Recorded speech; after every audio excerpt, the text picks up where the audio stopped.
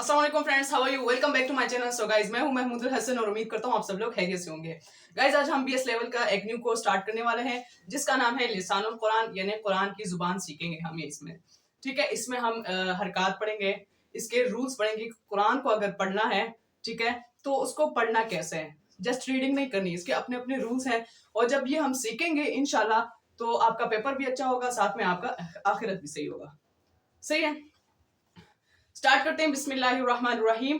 हर topic पर आपको इसकी अलग अलग वीडियो मिलेगी और इसका पूरा जो सीरीज है वो इस चैनल पर अवेलेबल है जी।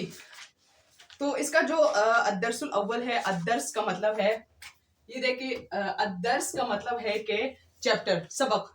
और यहाँ में सानी लिखा है। अव्वल जो है उसमें हमारा है कि मखारिज है, जैसे हरूफ तहज्जी है, तो जब उनको हम अदा करते हैं, जैसे अलिफ, बा, ता, सा, जीम, हा, आवाज जहां से निकलती है ना, वो वाले हैं, तो उसको हम कहते हैं मखारिज।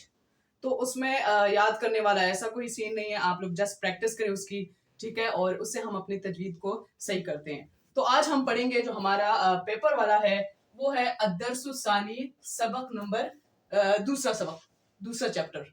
ठीक है, सानी का मतलब दूसरा। ये मैं साथ साथ लिख रहा हूँ क्योंकि अब हमने आगे भी ये पढ़ना है, तो मैं एक दफा बताऊंगा और आप लोगों ने फिर करना है अपना प्रैक्टिस। उसके बाद हमारा आता है हरकत। हरकत मतलब इसको हम शॉर्ट वॉवल्स भी कहते हैं। हरकत का मतलब है जो हम कहते हैं जेर, जबर, जेर, पेश। इसको हम दो जबर कहते हैं, दो जेर कहते हैं, उसको दो पेश कहते हैं। ठीक है, तो इनको हम शॉर्ट वॉवल्स कहते हैं और हरकत भी कहते हैं। फिर अब इनके अलग अलग नाम है। कैसे? जैसे कि जबर को हम जैसे पढ़ते हैं अलिफ जबर आ, तो जबर का क्या नाम है, पढ़ेंगे तो ऐसे ही, लेकिन इनके नाम क्या है? एक जबर का जो नाम है, जबर का, ठीक है, इसको हम पढ़ेंगे फतहा। ठीक हो गया, इनको हम पढ़ेंगे फतहा। और इनको अदा कैसे करना है हमने? जैसे अलिफ जबर आ, बा जबर बा, मीन्स आ, बा, ता, सा, जा, इस तरह। तो इनको हम पढ़ेंगे फतहा। ठीक है, उसके बाद जो दूसरा हमारे पास आता है उसको हम कहते हैं, ये मैंने लाइन लगा दी है और इसके नीचे जेर है। ठीक हो गया, ताकि आपको क्लियर हो जाए। उसको हम पढ़ेंगे कसरा। जेर को हम कहते हैं कसरा। ठीक हो गया, इनको हम कैसे पढ़ेंगे? ये मैंने लिखा, ठीक है, अलीफ जेर ए, बा जेर बे, जैसे हम बचपन में पढ़ते थे कायदे में। ठीक है, यस्सरनल कुरान का जो कायदा है उसमें ये अवेलेबल था, तो ये आपका रिवाइज हो जाएगा। ठीक है, इसको हम पढ़ेंगे ए, बे, ते, जे, हे, इस तरह। और इनको कहते हैं कसरा, जबर को कहते हैं फतहा। उसके बाद जो हमारा नेक्स्ट आता है पेश वाला। पेश को हम पढ़ेंगे जम्मा। ठीक है, ये ठीक हो गया, इसको पढ़ेंगे जम्मा। और पढ़ना तो वैसे ही है जैसे अली पेश ओ, बा पेश बो, ता पेश तो, या ओ, बो, तो, सो, जो, हो, इस तरह पढ़ेंगे और कहेंगे इसको जम्मा। ये वाला क्लियर हो गया, फतहा, जबर, कसरा, जेर, जम्मा, पेश। अब एक ट्विस्ट आने वाला है, वो कैसे कि हम तीन जो हमारे पास हरकत है, ठीक है, उनको हम सेम नेम देंगे। और वो हमारे पास है, यहां देखे, यहाँ पर हम जो दो जबर लगाते हैं, उसके बाद दो जेर लगाते हैं, और दो जो हमारे पास दो इस तरह, एक सीधा पेश और एक उल्टा पेश है, दो पेश जिसको हम बोलते हैं। तो इसको भी हम क्या बोलेंगे? इसको हम बोलेंगे तनवीन। तनवीन, ठीक हो गया। और इसको भी तनवीन ही बोलेंगे और दो पेश को भी तनवीन बोलेंगे। मतलब इनको हमने अदा एक ही तरह डिफरेंट तरीके से करना है। जैसे अन, बन, नून की आवाज जो है ना एंड में निकालेंगे। और जो जेर वाला है इन, बिन, तिन, इसका भी नून में ही निकल रहा है लेकिन जेर के फॉर्म में। और उसके बाद जो पेश वाला है उन, बुन, इसका भी नून ही निकल रहा है, इसलिए हम इसको नेम देंगे तनवीन। हम नहीं दे रहे, ये बुक वालों ने दिए ये नाम, तीनों को सेम नेम तनवीन। ठीक हो गया। और जो दूसरा हमारे पास है शद तशदीद, ठीक है, ये तो सिंपल है, इसको है तशदीद। अच्छा, फतहा को हम क्या करते हैं, सिंगल एक दफा ही बोलते हैं। जैसे अगर हमारे पास है, सॉरी ये बोर्ड पे मैंने इधर उधर लिखा है, लेकिन आप साथ में नोट करें, ठीक है। फतहा को हम सिंगल टाइम ही पढ़ेंगे, ना ज्यादा लंबा करेंगे ना ज्यादा शॉर्ट करेंगे, बस आ बा ता सा जा, इस तरह। और जो बिल्कुल यही सीन जेर के साथ भी है, ए ई नहीं पढ़ रहा मैं, ए बे ते से, इस तरह, ठीक हो गया। और पेश वाला भी यही है, ओ बो तो सो, ठीक हो गया। उसके बाद जो हमारे पास ये मैंने तनवीन का मैंने आपको पहले ही पढ़ा दिया कि इसके एंड में नून आएगा, इसके एंड में आएगा हमारे पास नून, चाहे वो जबर वाला हो, जेर वाला हो या पेश वाला हो। उन पेश वाला हो गया, इन किस वाला हो गया, जेर वाला, अन ये जबर वाला हो गया। और जो तशदीद है हम इसको 2 बार पढ़ते हैं, जैसे आगे हमारे पास काफी वर्ड्स आएंगे तो उसमें मैं आपको समझा दूंगा, ठीक हो गया। तो ये हमारा टॉपिक था दरसुसानी फतहा, मैंने आपको पढ़ा दिया कि कैसे पढ़ेंगे, आ बा ता सा जा, कसरा ए बे ते, जेर को कसरा बोलते हैं, जम्मा भी पढ़ा दिया। उसके बाद अब जब हम दो दो चीजों पर आएंगे, ठीक है, जैसे हम एक सेकंड में आपको वो उसकी एग्जांपल देता हूँ। अब हम फतहा और कसरा को या फतहा और तनवीन को जब मिलाएंगे तो उनको कैसे पढ़ेंगे, उनको कैसे अदा करेंगे, उनको नाम कैसे देंगे, ये अब आपका इंशाल्लाह अभी क्लियर हो जाएगा इसी टॉपिक पे, इसी वीडियो में, ठीक हो गया जी।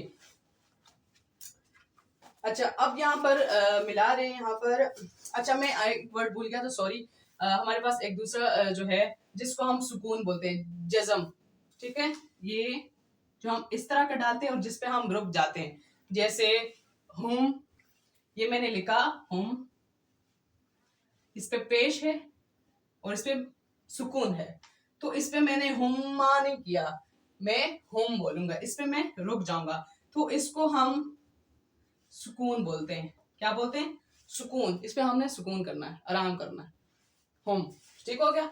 तो अब यहाँ पर मिला रहे हैं, इनका जो रूल है, रूल नंबर 1, रूल नहीं है, जैसे इन्होंने प्रैक्टिस की है कि फतहा और सुकून जब मिल जाए, ठीक है, फतहा, आप लोग याद करें फतहा क्या है, फतहा, ठीक है, सॉरी, फतहा और सुकून, इन दोनों को ऐड करें। फतहा मतलब जबर और जबर है, ठीक है, और साथ में प्लस ये जो सुकून है ये जज़म वाला है, ठीक है। तो इन दोनों को जब मिलाएंगे तो ये इसका कैसे आवाज निकलेगा, ऐसे, फॉर एग्जांपल ये मैं कर रहा हूँ अलिफ जबर और जो सुकून है वो मैं ले रहा हूँ बा और उस पे सुकून कर रहा हूँ, अलिफ और बा जो ये सुकून आ जाए तो हम इसको कैसे पढ़ते थे जब छोटे थे, अब अब इब उब, इस तरह, अब इब उब, अत इत उत, अथ इथ उथ, अज इज उज, इस तरह पढ़ते थे, मीन्स के बा पर हम रुक जाते थे, तो इसको बोलेंगे फतहा और सुकून।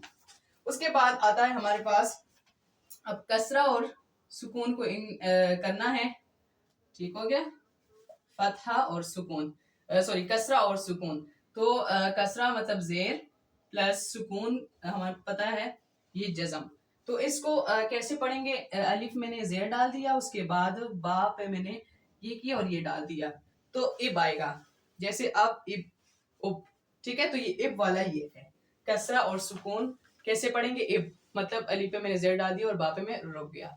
उसके बाद जम्मा और सुकून, ठीक है, जम्मा और सुकून, जम्मा क्या था, जम्मा प्लस सुकून, ये जम्मा था पेश, ठीक है, और सुकून मतलब जज़म, तो ये इसका कैसे करेंगे, अलिफ पे मैंने पेश डाल दिया और बा पे मैंने अगेन में रुक गया, तो उब आ गया, यहीं से हमें क्लियर होता है कि अब इब उब, इन्होंने कौन सा रूल यूज किया? जब हम पुराने जमाने में हम पढ़ते थे, जब बच्चे थे कि अब इब उब, तो यार अभी आज हमें समझ में आ गया कि असल में ये लोग फतहा और जम्मा को सॉरी फतहा और सुकून को मिलाते थे, कसरा और सुकून को मिलाते थे, और जम्मा और सुकून को मिलाकर ये 3 वर्ड्स हम फिर अदा करते थे, जैसे अब इब उब अत इत उत। सिंपल सी तो बात थी, ठीक हो गया। उसके बाद जो हमारे पास इन्होंने तनवीन को थोड़ा सा और क्लियर किया है कि तनवीन को हम कैसे पढ़ेंगे। ठीक है, मैंने तो पढ़ा दिया है आप लोगों को कि नून जो है ना वो उसके एंड में आएगा, चाहे कुछ भी हो जाए, चाहे जेर का हो, जबर का हो, जिस चीज का भी हो, इसके एंड में नून आएगा।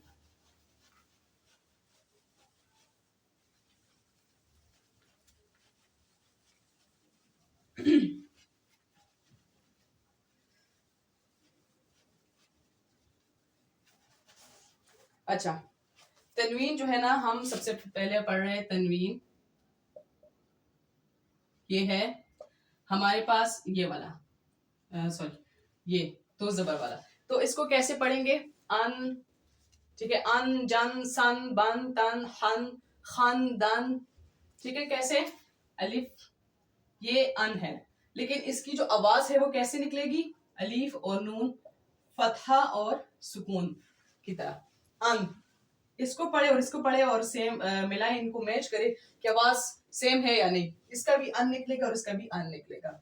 उसके बाद जो दूसरा तनवीन है जिसमें हमने सॉरी ये मैं डबल लाइन ही लगा रहा हूँ, ये सिंगल है, ठीक है। इसमें हम देखें, मैं इस तरह करता हूँ, साथ में इसकी आवाज के एक्सप्लेनेशन के लिए मैं ये और ये करता हूँ, कसरा और सुकून को मैंने मिला दिया। अब इसकी आवाज करें, आप अदा करें, इन, और इसका भी निकलेगा इन, अन इन उन। जो दूसरा हमारे पास है वो है पेश वाला, ठीक है, तनवीन, और इसका फॉर एग्जांपल मैं इस तरह कर रहा हूँ और इसके एक्सप्लेनेशन के लिए मैं इस तरह कर रहा हूँ। तो इसकी जो आवाज है, ठीक है, वो कैसे आएगी? उन इसका भी है और उन उसका भी है। बन बिन बुन तन तिन तुन सन सिन सुन सन सिन सुन, सॉरी, और जन जिन जुन, ठीक है, एक ही बात है। इट मीन्स कि इसके एंड में नून आएगा और जिसके एंड में नून आ जाए इसका मतलब है वो तनवीन है। सिंपल सी बात है, कोई इस तरह नहीं है। तो गाइस आई होप कि आप लोगों को जितना मैंने आपको समझा दिया जस्ट बेसिक है। आगे हम इंशाल्लाह पढ़ेंगे नेक्स्ट वीडियो में, और आई होप कि आप लोगों को ये पूरा क्लियर हुआ होगा। अभी भी अगर कंफ्यूजन है तो आप इजीली कमेंट कर सकते हैं, इंशाल्लाह फिर आप ये कंफ्यूजन पर नेक्स्ट वीडियो बनाएंगे। अल्लाह हाफिज।